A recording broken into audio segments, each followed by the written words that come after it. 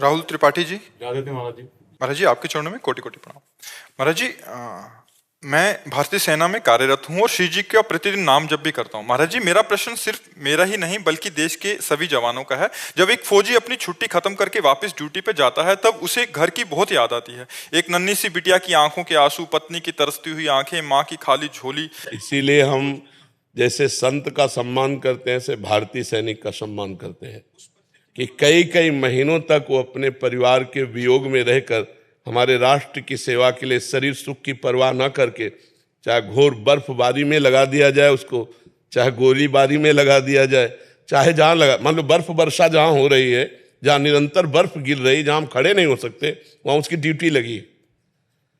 और अपने प्रियजनों का वियोग सबसे ज्यादा कठिन होता है, क्योंकि वो हम लोगों ने देखा है। अब जिस दिन से घर से निकले थे जीवन में घर नहीं गए, हमने तो मिटा दिया, अब ये तो उसका राग रखे हुए हैं, कितना इनको हर बार जलना पड़ता है। मान लो हमने तो एक निपटा दिया कि हम भगवान के मार्ग के पथिक, हमें मिलना ही नहीं, अब क्या हो रहा हमें मतलब नहीं, लेकिन इनको तो मतलब है ना। और राष्ट्र के लिए ये अपने जीवन को पता नहीं दोबारा में आके बच्ची को गली लगा पाएंगे कि नहीं, कोई भरोसा है। अब कहाँ ड्यूटी लगा दी जाए और कहाँ से गोली आ जाए।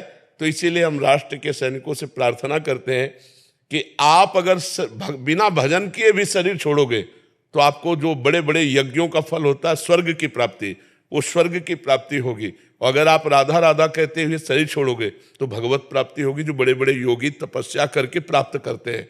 बस आपको राष्ट्र सेवा के लिए आपको अपने मोह का बलिदान देना होगा, आपको सहना होगा कि हम तिरंगे के लिए अपनी बेटी, अपने पत्नी, अपने माता पिता सबको त्याग करके तिरंगे की रक्षा के लिए अपने जान अर्पित करते हैं। अगर बची जान तो उनके लिए है, नहीं तो तिरंगे को अर्पित करते हैं। सबसे ज्यादा भारत में सम्माननीय अगर कोई है तो त्यागी और वैरागी संत या सैनिक, हम दो को देखते हैं।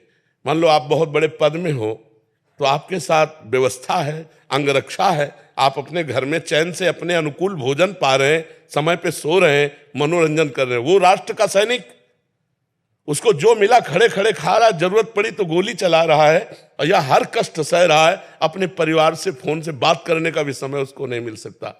अगर युद्ध क्षेत्र में लगा तो बात करने का भी समय, और हो सकता है आखिरी उसका जीवन हो, इसलिए हम नमस्कार करते हैं, हम उसको सल्यूट करते हैं। जो भारत का आर्मी का जन है, चाहे वो वायु, चाहे वो जल, चाहे वो पृथ्वी का लड़ाकू हो, उसको हम सम्मान देते हैं। और यही बलिदान आपको तिरंगे पे लपेटने का सौभाग्य देता है। हर भारतवासी सल्यूट करता है, हर भारतवासी प्रणाम करता है हमारे सैनिक को। यही बलिदान जो आप छोटे छोटे बच्चों के आंसुओं को ना देखकर अपनी ड्यूटी पर लगे हुए हैं, इसलिए आप उसको भगवान का चिंतन करते हुए प्रधानता राष्ट्र सेवा की रखो और गौड़ परिवार को रखो।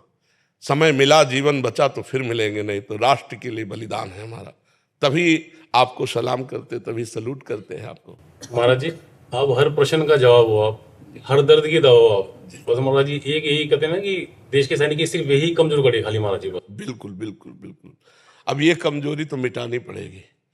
गुरु गोविंद सिंह के दोनों बच्चे दीवाल में चुने जा रहे हैं, लेकिन ना बच्चों ने तोबा बोला और ना गुरु गोविंद सिंह ने। दीवाल में जिंदा चुन दिए गए बच्चे।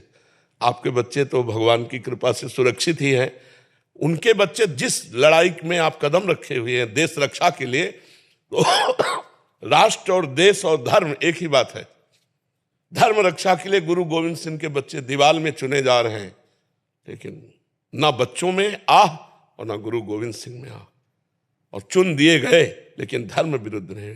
तेग बहादुर सिंह ने अपनी गर्दन कटवा ली, गुरु अर्जुन देव जी ने पूरे शरीर को जला दिया उन दुष्टों ने, लेकिन कहा तेरा किया मीठा लागे। तो ये बहादुरों का मार्ग है। आप बहादुर हो, आप नॉर्मल इंसान नहीं हो, आप राष्ट्र सैनिक हो, तो नॉर्मल की तरह बर्ताव भी नहीं होगा आपका सिंहवत बर्ताव होगा। जब परिवार की तरफ जा रहे हैं तो इस समय पूरा प्यार परिवार को, और जब परिवार से मिले तो जय हिंद। अब हम जानते भी नहीं, राष्ट्र के लिए हमारा जीवन समर्पित। ऐसे वीर बहादुर बनो तो लोक परलोक सब तुम्हारे हाथ में रहेगा। कोई साधारण बात नहीं है, आप राष्ट्र सैनिक हैं।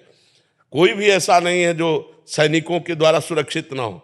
अगर आप वहां ना हो तो हम यहाँ भजन नहीं कर सकते, आप वहां कष्ट सह करके तो हम यहाँ चैन से रजाई में सो सकते हैं।